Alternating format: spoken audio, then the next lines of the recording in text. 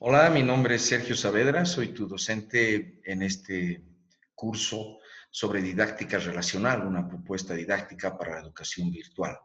Estamos ya en la unidad temática número 8 acerca de la evaluación, un tema importantísimo. Así que te invito a que lo estudiemos y voy a introducir con una oración. Permíteme guiarte en ella. Padre, gracias te damos porque tú haces las cosas perfectas y tú nos has dado un modelo de evaluación en tu palabra.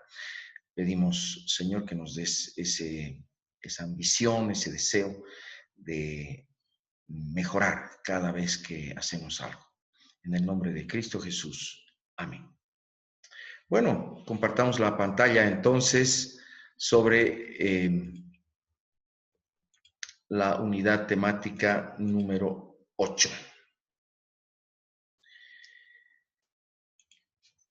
Aquí estamos. Actividades y recursos de la evaluación. La evaluación es un tema que a veces nos causa miedo, ¿no? Pero hay varios conceptos y creo que hemos abusado de un concepto muy popular de evaluación igual examen.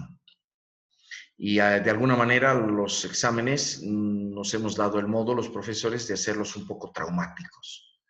Entonces, ¿cómo recuperar el verdadero concepto de evaluación? ¿Cómo darle el lugar importantísimo que tiene el proceso de aprendizaje? Bueno, aquí algunas sugerencias. Hay tres maneras de entender la evaluación. Por ejemplo, hay alguien que dice, di mi evaluación y el profe me puso buena nota. ¿Cómo está entendiendo este estudiante la evaluación? Probablemente él lo está equiparando nada más que a un examen, ¿no? A una prueba. ¿Será solo eso la evaluación? Estoy muy nervioso, pues seré evaluado. Esta otra persona está equiparando la evaluación a un evento puntual, no a un proceso, ¿no? Y ese evento reúne mucha carga emocional negativa, ¿no? Parece que nos van a revolcar, nos van a hacer sentir mal, etcétera. Entonces, ¿será eso la evaluación? Aquí hay otra actitud, dice, cuéntame cómo lo hiciste y qué resultados obtuviste. ¿Qué puedes aprender de ello? Aquí vemos a un profesor que más que crear un ambiente tenso, está, bueno, buscando un diálogo y buscando que la persona piense por sí misma cómo puede mejorar la próxima vez que lo haga. Pues aquí tenemos tres maneras de entender la evaluación. ¿Notas su diferencia? Examen, un evento traumático o una conversación animada.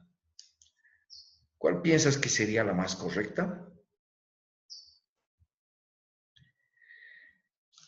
Pregunto, ¿de qué sirve conocer tu nota si no sabes cómo hacerlo mejor la próxima vez? Ok, has dado tu examen, te han devuelto las calificaciones, te has sacado un 80 sobre 100, te vas feliz.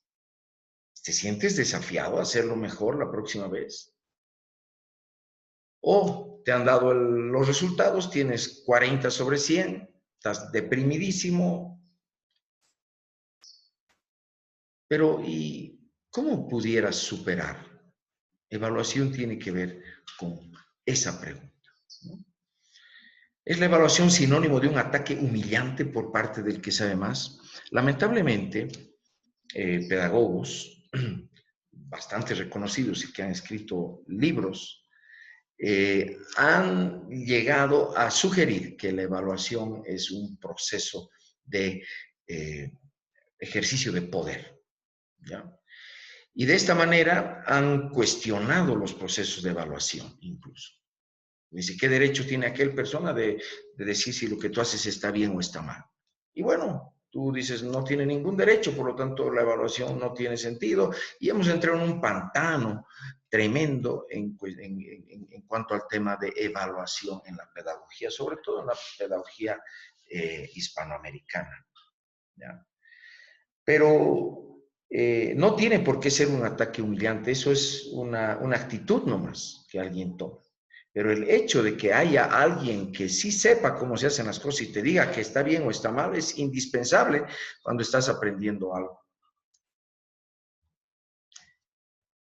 Y no necesita hacer la evaluación la parte fea del proceso de aprendizaje. Tenemos que recuperar, y es el desafío que planteamos en la didáctica relacional. Tenemos que recuperar la centralidad de la evaluación en el proceso de aprendizaje. En realidad, la evaluación es obtener información acerca de un desempeño. Permíteme ponerte el ejemplo del personaje que está mirando al espejo. Este personaje se ha vestido, ese es su desempeño, y quiere saber cómo está vestido, esa es la información que quiere obtener. La va a comparar con un criterio, el criterio la tiene en su cabeza, él dice, estoy yendo a una fiesta. Ese es el criterio. ¿Estoy bien vestido para la fiesta? Esa es la pregunta de evaluación que se hace frente al espejo. Entonces él va a tomar decisiones. Si el criterio es la fiesta, es elegante, si ese es el criterio, entonces la información que le devuelve el espejo será sí o no. Tienes que cambiar esa forma de vestir, la corbata, los zapatos, etc. Pero si el criterio, por ejemplo, es la fiesta será en el campo, o la fiesta es una fiesta de disfraces, o la fiesta es con los amigos, o la fiesta es en la familia, pues diferentes criterios te van a llevar a diferentes decisiones, pero necesitas tener la información adecuada, ¿no? Y así puedes lograr un mejor desempeño. En este caso, el espejo le está devolviendo la información, oye, lustra tus zapatos. Pero necesitaba esta persona un instrumento de evaluación, el cual es el espejo, para poder obtener la información acerca de su desempeño. Vamos a ver estos dos casos. Ahí tenemos dos atletas, ¿no? Tenemos una persona que le está tomando el tiempo en un caso, en el otro una persona que después de haber jugado un partido está dialogando con él. ¿Son eventos de evaluación? Sí, son eventos de evaluación. ¿Por qué son eventos de evaluación? Porque en ambos casos, el que está haciendo el desempeño, en este caso el hombre de la izquierda, el moreno que está haciendo las sentadillas, y en el otro caso el tenista, el de la derecha, el joven, ambos están queriendo obtener información acerca de su desempeño y poder tomar una decisión al respecto. Ese es el fin de la evaluación, tomar una decisión para mejorar el desempeño. Entonces, el criterio se lo da el entrenador. Y por eso decimos, es necesaria una figura de autoridad en la evaluación. No, la evaluación no puede ser algo totalmente democrático, a ver a quién le parece que lo hizo bien o mal. No, hay criterios fijos. Tú tenías que hacer esto, ¿lo hiciste o no lo hiciste? Es así de claro y de sencillo. Esa información hay que transmitírsela a la persona en la mejor actitud posible. Si yo le digo, ¿sabes qué? Eres un flojo o eres un inútil porque no haces esto, la información la estoy transmitiendo de una manera muy negativa, pero no tiene por qué ser así, ¿no es cierto? Ahí está el desempeño que la persona está logrando. Entonces, quedémonos con esta definición. Evaluación es obtener información acerca de un desempeño para compararla con un criterio y así poder tomar decisiones de corrección al respecto, logrando un mejor desempeño. Y aquí está lo vital de la evaluación en el proceso de aprendizaje. Hemos dicho que aprender es pasar de un no poder a un poder. Sin evaluación no hay un mejor desempeño porque nunca sabes en qué has fallado. Y si no tienes la humildad para aceptar esa información, corregir, y no tienes la voluntad, la energía interior para decir, bueno, lo voy a mejorar, no, nunca aprendes nada. Pero entonces la evaluación es clave, ¿no es cierto? ¿Quién debe tomar las decisiones de corrección? Ahí vemos a una figura paterna dándole instrucciones al niño. No solamente es el profesor, El profesor puede decir, este niño tiene que mejorar de tal o cual manera, pero el niño no ha tomado esa decisión, pues nada va a ocurrir. La decisión, pues, la tiene que tomar el profesor en primer lugar y el estudiante. El que yo le diga al estudiante, te sacaste tal nota y lo hiciste mal, y se queda ahí la cosa, y le digo, bueno, es responsabilidad del estudiante, lo que él haga con esa su calificación no es correcto, porque el profesor es el que debe también tomar decisiones para ir superando el trabajo del estudiante. Si el estudiante recibe la recomendación del profesor y la hace, hay aprendizaje, hay crecimiento. Entonces, aquí sí, la función del profesor es esencial. Si no, solo serviría una máquina, solo serviría un sistema de autoaprendizaje y el profesor dejaría de existir. Pero aquí, por la evaluación, es fundamental la presencia del profesor. Génesis 1:1 nos presenta que ya Dios usó la evaluación en la creación. La Biblia nos dice, en el principio creó Dios los cielos y la tierra. Y en todos estos versículos, versículo 10, versículo 12, versículo 18, versículo 21, versículo 25 del capítulo 1 de Génesis, se repite esta frase, y vio Dios que era bueno. Qué interesante que Dios esté evaluando lo que hace y decida si es bueno o malo.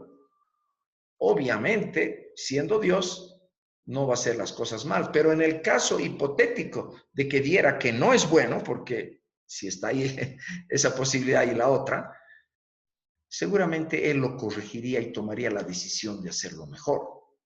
Para eso es la evaluación. Dios evaluó su creación y la comparó con el criterio de perfección que Él tenía en mente. Entonces, el criterio es fundamental. El criterio de cómo debe ser el desempeño es fundamental. Y muchas veces este criterio viene de la persona adulta o de la persona que ya sabe, del profesor, del maestro. Y por eso su rol es esencial en la evaluación. Y por eso las pedagogías hispanoamericanas que han estado de moda los últimos 20 años nos han metido en un pantano que lo único que hacen es perjudicar el proceso de aprendizaje. ¿Ya? Vamos a recordar cosas que ya hemos aprendido en este curso y una de las importantes es que la evaluación es continua. Eso lo hemos dicho en varias ocasiones. ¿Continua en qué? Según el proceso de los 5 momentos del proceso de aprendizaje, ¿no? Y debemos planificarlas en función del mismo proceso de aprendizaje. Ok, ¿cómo estamos en cuanto al desafío? ¿Se siente desafiado el estudiante o está aplanado? ¿Cómo estamos en cuanto a la búsqueda de información? ¿El estudiante está haciéndonos preguntas? ¿Está investigando correctamente? ¿Cómo está la práctica supervisada? ¿El estudiante está pudiendo lograr lo que se le desafió por primera vez? ¿Está logrando dominio mediante la ejercitación? ¿Está pudiendo producir sus propios productos ya con cierto grado de destreza, de maestría? La evaluación tiene que ir acompañando todo el proceso de aprendizaje. No es un evento único al final, el examen, aquí está, no. Tenemos que estar como el espejo, devolviéndole al estudiante todo el tiempo su desempeño. Y para ya fines, digamos, institucionales, para entregar una nota, para entregar un informe, debemos reunir información en las 4 dimensiones que nos plantea nuestra actual ley educativa, ¿no es cierto? Entonces, aquí está nuestra competencia productiva. Ahí tenemos algunos indicadores que nos hemos planteado. Los indicadores son fundamentales porque me van a decir cuándo puedo decir lo hizo bien o lo hizo mal. Por ejemplo, yo he planteado, los estudiantes deben trabajar por parejas. Ok, ese es parte de mi propuesta de aprendizaje. de mi propósito de aprendizaje, la parte relacional. Entonces, tengo que tener indicadores para saber cómo voy a saber si están logrando algo aquí. Entonces, asistencia sin faltar a las clases virtuales, asumen la identidad de equipo, nombre, lema, roles, ejerce liderazgo de servicio, anima, da ejemplo. Todos esos elementos son indicadores de esta dimensión. En cuanto al hacer, el producto está completo, es original, es puntual. En cuanto al saber, ¿no? Todo lo que están aplicando de los conocimientos. Aquí tengo que basarme en puntajes de evaluaciones sumativas, puntajes de evaluaciones formativas, puntajes en tareas individuales o de equipo. Todos estos elementos suman para acumular puntaje o elementos de información para devolverle al estudiante y decir, ¿sabes qué? Aquí y acá no sabes y aquí y acá sabes, ¿no? En cuanto a los principios, coevaluación, heteroevaluación oral mensual con el equipo. Los equipos tienen que hacer coevaluación y heteroevaluación. Bien, entonces ya estamos claros que para reunir información necesitamos indicadores. Y esos indicadores hay que definirlos desde antes, ¿ya? Para saber dónde ir a obtener la información. Ahora, ¿cómo lo vamos a hacer? Para obtener información se usan instrumentos de evaluación. Acuérdense la definición de evaluación que tenemos, que es obtener información acerca de un desempeño. Ahí están las listas de cotejo, ese es un instrumento. Una lista de cotejo, yo tengo ya puedo ser mis indicadores o algunos aspectos que quiero saber y solo hago un checklist, ¿no? Lo que se llama, se pone sí o no.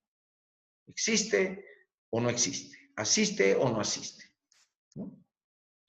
Pueden haber pruebas cerradas, ¿no? Una pregunta, 4 opciones, de ellas una es buena. Hay diferentes, ¿no? Variaciones en cuanto a pruebas cerradas, hay toda una tecnología para hacer pruebas cerradas, pero la idea es que el estudiante debe discriminar entre lo correcto y lo incorrecto. Las pruebas abiertas, que son pruebas de ensayo, donde ya él se expresa con sus propias palabras, su propia manera de decir. Informes de entrevistas, tú te reúnes con la persona, tienes tu lista de cotejo y en la entrevista puedes incluso variar un poco de las preguntas que inicialmente planteaste, porque la entrevista te va guiando dónde debes preguntar. O informes de auto o coevaluación, ¿no? Los estudiantes se reúnen, tú lanzas una pregunta, ¿cómo se han sentido en esta clase? Uno dice bien, el otro dirá mal, etc. Y eso también es información valiosa, ¿no? O puedes decir, deme un ejemplo de cuándo hemos vivido este principio, cuándo hemos vivido el principio tu bien a mi costo, quién lo ha hecho en el grupo, cuándo lo ha hecho. Entonces uno dirá, mire, yo me acuerdo tal ocasión, y de esta manera se va reuniendo la información de auto o coevaluación que se hace entre ellos mismos para ir mejorando su desempeño. Todos estos son instrumentos o podríamos llamar incluso técnicas de evaluación, ¿ya? Típicamente hay 4 grandes eventos de evaluación. 4 grandes eventos de evaluación. El primer gran evento es la evaluación diagnóstica. Normalmente lo hacemos al principio del proceso de aprendizaje para saber cuánto ya sabe el estudiante de un tema, pero a él, ¿de qué le sirve la evaluación diagnóstica? Le sirve en identificar en qué lados está limitado en su conocimiento, en sus habilidades. ¿Qué debe aprender? ¿En qué debe esforzarse? ¿Dónde debe enfocarse? Para eso le sirve al estudiante la evaluación diagnóstica. No es solo para el profesor. Evaluación formativa se hace durante el proceso. ¿De qué me sirve a mí como profesor? Bueno, para entender dónde debo apoyarlo yo, dónde está flaqueando. Pero al estudiante, ¿de qué le sirve? Porque son resultados de sus prácticas supervisadas. El estudiante dice, voy a probar. Voy a hacerlo por mí mismo. Pero ahora espero una respuesta, espero que me diga está bien o está mal y dónde debo mejorar. Y ahí entonces el profesor tiene que estar continuamente haciendo evaluación formativa. Y la evaluación sumativa, que son eventos más limitados, digamos,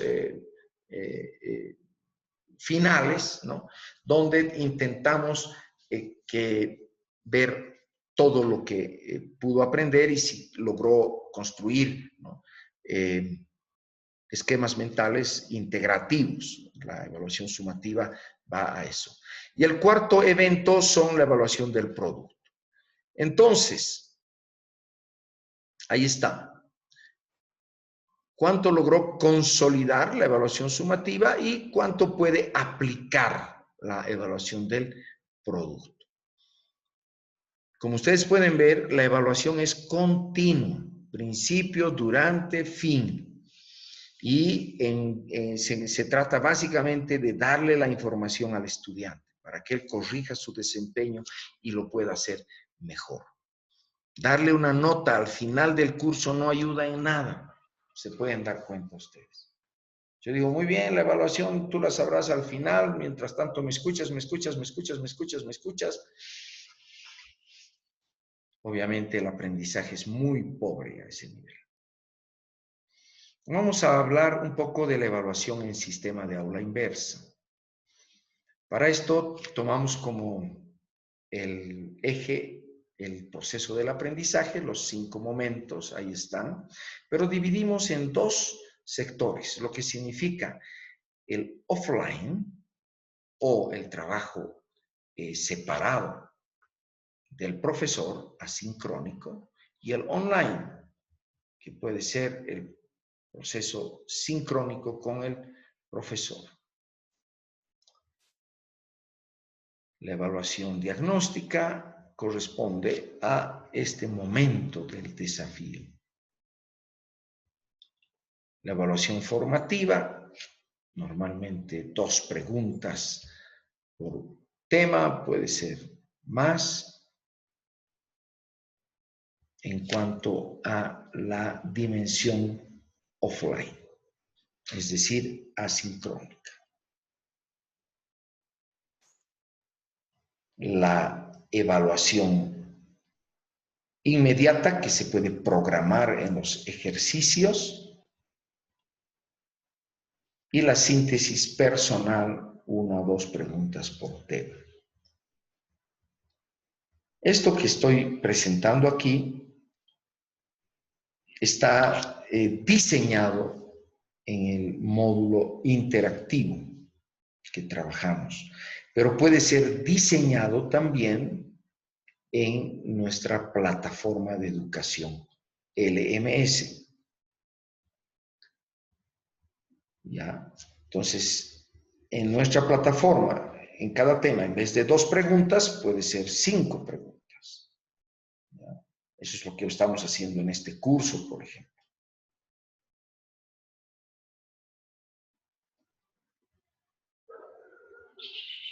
En cuanto a la parte sincrónica online, el diálogo en torno al devocional por preguntas referido al tema, 5 a 10 preguntas es lo propio, que se responde grupalmente, como ya lo hacemos. La introducción al nuevo tema, con algunas preguntas también. Repaso y reforzamiento del tema actual en forma dialogal, 8 a 10 preguntas. Todo esto se hace en la parte sincrónica, la parte que está abajo, que aquí dice online, es también la dimensión sincrónica. 1,5 horas a la semana. Si trabajamos con niños y tenemos mayor dosificación, bueno, aumentamos.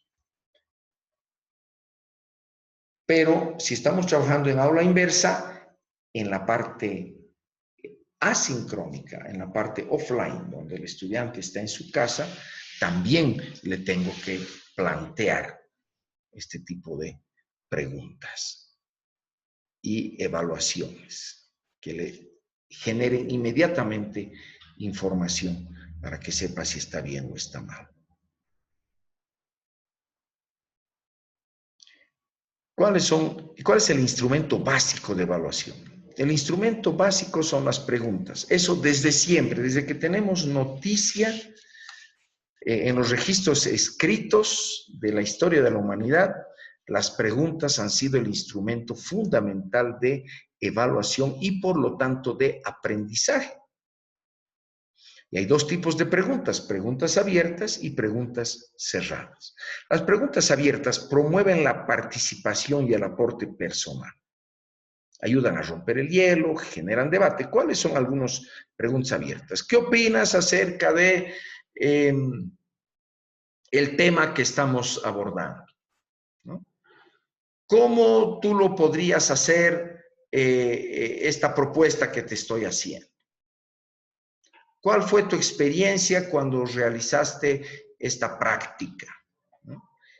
¿Qué te parece más interesante del tema que hemos expuesto? ¿Qué dificultades encuentras tú al realizar esta tarea? En fin, todas estas son preguntas abiertas. ¿Por qué son abiertas? Porque no hay una sola respuesta. Puede haber una diversidad, cada persona puede traer su propia respuesta. Por lo tanto, no puedes calificar bien o mal, porque ahí es muy personal. ¿Qué opinas? Bueno, yo puedo opinar que no me gustó la clase y yo no tengo por qué ponerle mala calificación al estudiante. Pero lo que sí puedo calificar aquí es la coherencia. O sea, puedo ver si la persona está hablando acerca del tema o está hablando de cualquier otra cosa. Y ahí te das cuenta si está comprendiendo o no está comprendiendo. Si le ayuda, le dices, me parece que no has comprendido nada. O me parece que estás dando en el clavo, te felicito, has hecho una excelente comprensión de lo que estamos tratando. Entonces, de esta manera tú le devuelves la información como si fueras ese espejo, ¿no? Las preguntas cerradas permiten verificar conocimiento, estimulan el razonamiento, afirman la memoria. Tiene una gran función las preguntas cerradas. ¿Qué dice el texto en tal lugar? No puede decir lo que se le ocurre, no puede decir qué opina del texto, sino qué dice el texto. Es diferente. Dice lo que dice, bueno, está bien. No, él dice tal cosa y no es lo que dice el texto, bueno, tienes toda la autorización para decirle estás mal. Y él no tiene por qué ofenderse ni por qué sentirse menos, nada, simplemente estás haciendo tu trabajo de evaluador, de devolverle la información sobre su desempeño. ¿Qué resultado es 2 más 2? Bueno, hay una sola respuesta, ahí es cerrado. Si A es igual a B, entonces ya hay conclusiones lógicas. Elige la mejor respuesta, ahí tiene que discernir, discriminar. ¿Cuál sería la definición de? Ahí tiene que memorizar. Quizá lo puede decir en sus propias palabras, no hay problema, pero el concepto básico tiene que memorizarlo. Entonces, fíjense que las preguntas cerradas son muy útiles para esta función, pero las preguntas abiertas también. Tenemos que usar de las dos en nuestros eventos de evaluación. ¿Ya? Tú te puedes recordar, puedes hacer memoria de que en este curso hemos usado de todo. Bueno, acá tenemos en el módulo interactivo, esto lamentablemente es solamente para quienes están estudiando con módulo interactivo, pero se puede diseñar también en la plataforma LMS. Son elección de conceptos para una definición. Esto se puede hacer así la evaluación diagnóstica. Voy a explicar un poquito. Si tenemos 12 unidades temáticas, cada unidad temática tiene un concepto clave, entonces yo lo escribo en la parte definición. Y en la parte concepto hago una lista, un menú de todos los conceptos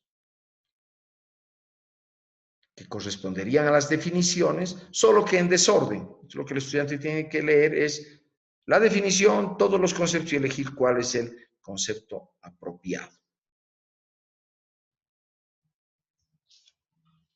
Muy bien. Esta es una buena evaluación diagnóstica para un módulo. 12 preguntas cerradas.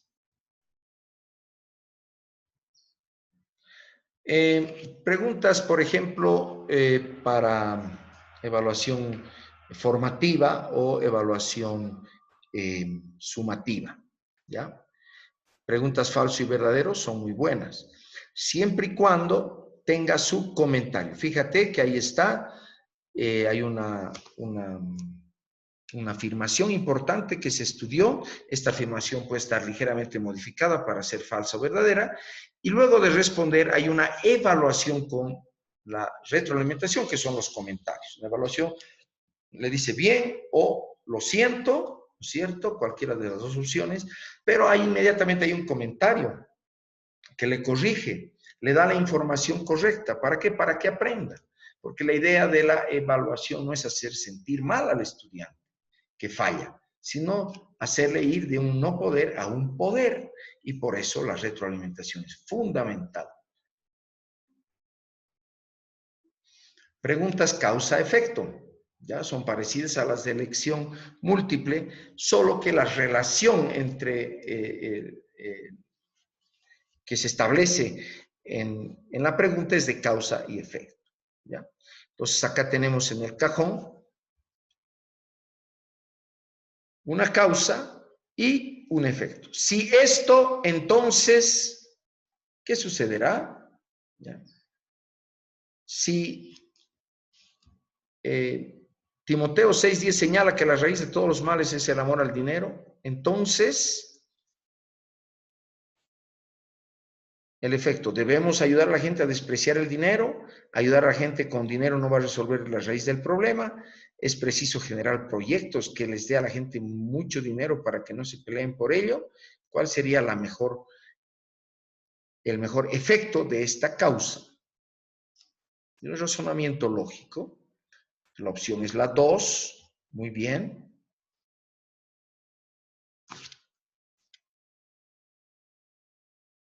Y se puede poner en cualquier orden el correcto, ¿no? Puede ser la opción 1, la opción 2, la opción 3, puedes hacer la opción 4, la opción 5, si tú deseas. Preguntas de completar palabras, ¿no? Estos tipos de pregunta te ponen una frase, ¿no es cierto? Una afirmación importante que se estudió y se quitan 3 palabras claves. Importante que sean las palabras clave, no cualquier palabra. Y dejas una pista. Fíjate que acá, por ejemplo, se ha dejado para el número 1, para la palabra desaparecida 1, se ha dejado la letra C. Entonces, cada vez que se repite C, o sea que se repite 1, está la misma palabra que empieza con C. La 2 también empieza con C, pero termina con A. Y la 3 empieza con E y termina con S. Entonces, aquí sí se ejercita mucho la memoria, ¿no? Los estudiantes deben escribirla tal cual, o sea, exactamente en los espacios numerados, y luego se evalúa, y en el espacio más largo, ¿no?, de la evaluación, al lado de la evaluación, de cada evaluación, está el comentario, la retroalimentación.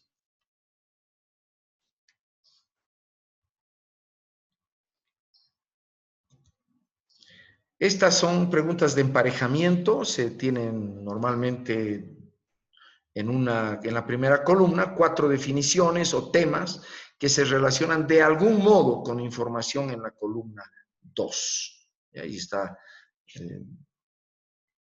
4 afirmaciones en la columna 1, 4 conceptos en la columna 2, y la cosa es emparejar cuál con cuál. ¿Ya? Entonces, por ejemplo, vamos a ver la fuente o origen de la riqueza de las naciones, según Adam Smith, es, y ahí habían las opciones, ¿no?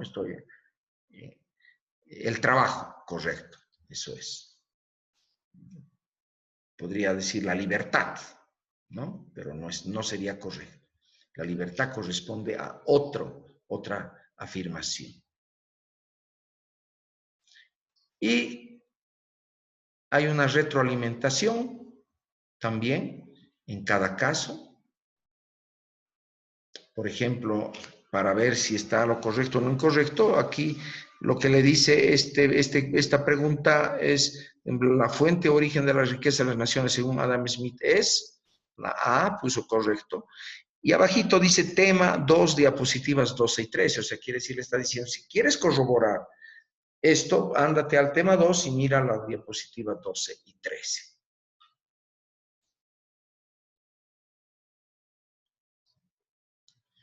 Estas preguntas de principio, implicación, aplicación. ¿Ya?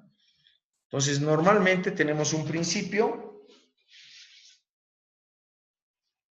por ejemplo, vivimos un mundo diseñado para la vida abundante y de calidad, en principio, una afirmación. Esto tiene una implicación. ¿Para cuál de las dos opciones de abajo será la implicación de este principio? ¿Ya? Y luego tenemos una aplicación de este principio. ¿Cuál de las dos opciones, la 1 o la 2 de la aplicación, será la correcta para ese principio? Entonces, el principio siempre es algo que sí se estudió en el curso. El principio correcto es el que se estudió, el incorrecto es algo que no se estudió, pero de ahí la implicación y la aplicación tiene que ser con respecto a ese principio.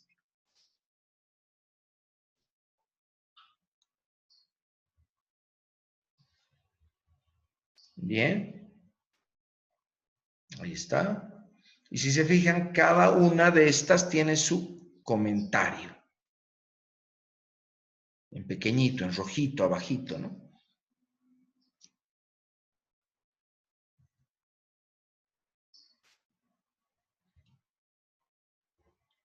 Opción múltiple son ya muy conocidas por todos. Frente a una pregunta se presenta 4 opciones, o pueden ser 5. Una correcta, 3 incorrectas. El estudiante elige. La opción correcta es evaluado con su retroalimentación, ¿no? En los comentarios está la retroalimentación, o sea, la información que le damos para mejorar, para superar. No olvides este principio. El error es la puerta del aprendizaje. Nunca olvides este principio. El error es la puerta del aprendizaje. Implicación. Solo si te atreves a cruzarla podrás obtener mayor dominio. Aplicación. Intenta tus propias respuestas. Cometerás errores. Acepta la corrección.